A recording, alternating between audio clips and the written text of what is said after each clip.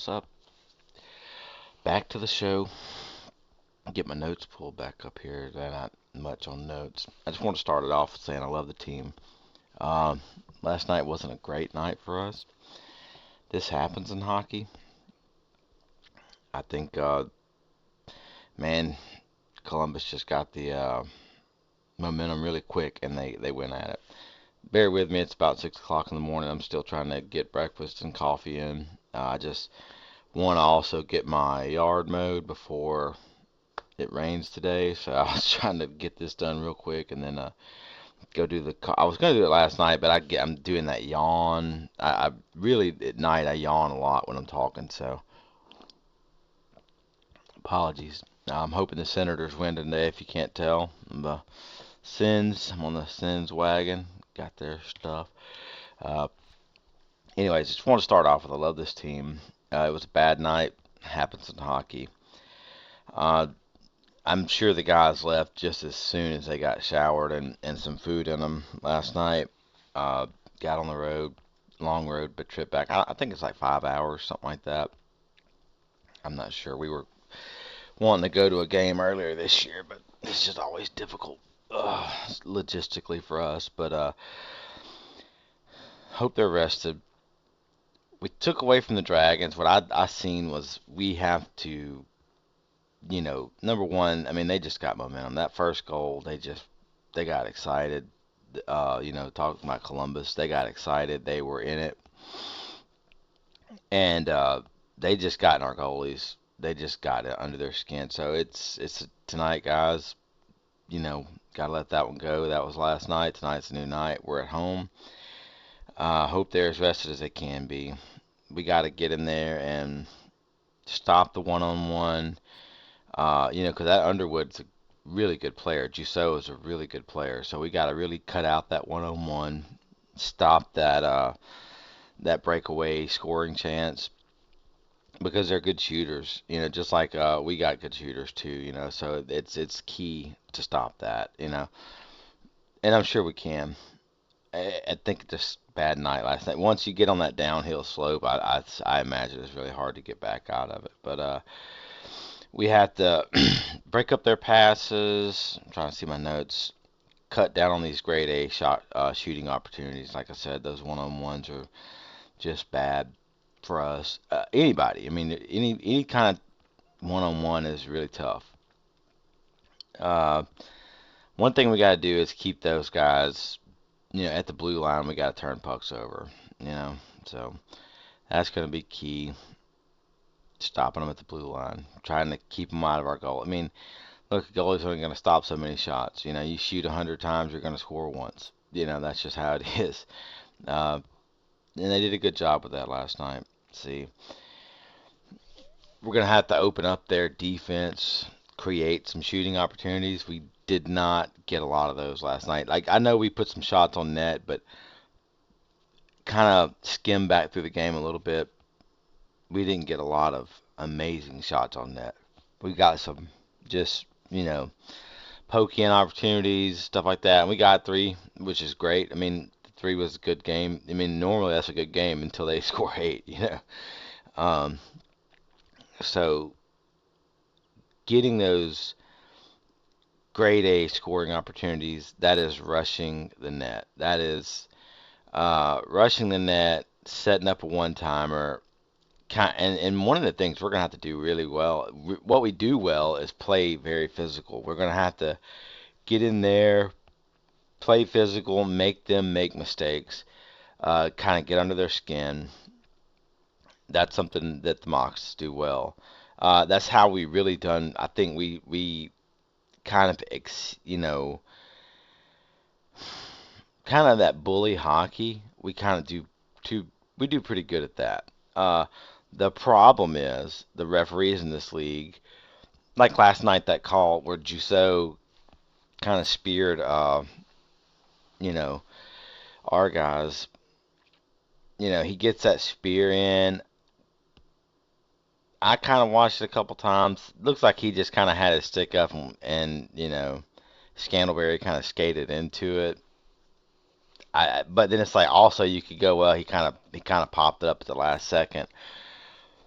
Why it didn't get any call, why there wasn't anything over that, that's one of those things. Maybe there wasn't anything to call. Maybe the refs were like, yeah, that's just hockey. I mean, it happens. Kind of looked like I don't know exactly what constitutes a spear. I don't want to sit here and go, oh, no, they should have done that. 'Cause, You know, it looked like something that should have been called, in my opinion, but it wasn't. So, we got to play that kind of hockey, though. But in this league, these refs really kind of hone in on us. When we do it, it's, hey, it was a extra hit or, roughing. They got to go with something. So, and look, Columbus is not a bunch of new guys. They're a bunch of veterans. They have a bunch of veterans on that team. So they're not easy to shake up. They know what they're doing. They know what hockey is, and they're not easy to shake up. They're not easy to get under their skin. They don't really take it like some teams do. So that's what we got to do. I mean, I think, me with all my never having played hockey ever experience, but I do watch a lot of hockey. Yeah. No, I just think that last night was a bad night. We got to shake it off. We got a chance here to take this in the next two games, and I think we can. I know we can do it. I don't think it's not. I think. I mean, we have beaten Columbus. We have beaten every team in this league except for Binghamton. We haven't played them, but we have a team that can be a championship team. There's absolutely no doubt in my mind. It's a matter of getting good bounces and getting and keeping momentum. In saying that, I have been talking to a lot of people, and by a lot I mean three. Uh, I know that we all love the Snakes. When I was a kid, uh, when we went to games, we didn't do the Snakes because we sat way up in the top. We didn't have the best tickets sometimes, so we didn't get the Snakes because we would get them sometimes and they wouldn't make it to the ice. So we didn't get snakes. We didn't get to throw snakes. And also, my dad was just like, "That's dumb." That my dad was, not even a big sports fan, but he was like, "That's slowing the game down." So that's what I was trying to get at. Sorry about the yawn. It's early. It's like 6 o'clock. So, but we have watched enough of this, and I've seen it for 2 years now. That first snake throw, man, it slows down the momentum of the game. There's no way around that. You know, I seen some people arguing about it online this weekend. There's no way you can watch that and go, oh, the 15 minutes it takes to clean up the snakes is well worth it for the team. Like, look, it doesn't do what you think it's doing to the other team. They're just getting a break. They get to regroup. They get to kind of get over there with their goalie and go, hey man, shake it off. It's all good. We got this. It's no big deal. And he gets a chance to kind of get his head wrapped around what just happened, kind of, okay, I know what I need to do now, reset. Goalie is, I would imagine that the goalie position is more mental than it is physical. So, that being said, given a goalie you just scored on 15 to 20 minutes, or 8 to 10 minutes, let's just say that, let's be fair, let's say 8 to 10 minutes, I don't think it's 15, but given a goalie 8 to 10 minutes to kind of we've all been there. We've been in these high pressure situations. I'd hope you have. And you know that that's what I tell, I'm kind of like a training guy where I work at. And we get in high stress situations occasionally. And I tell all the guys that work with me, hey man, take an hour, we have a little time sometimes, take a minute, take an hour, get some water, cool off, take a break, refocus. Like, mistakes happen when you're in a hurry. Mistakes happen when you aren't thinking clearly.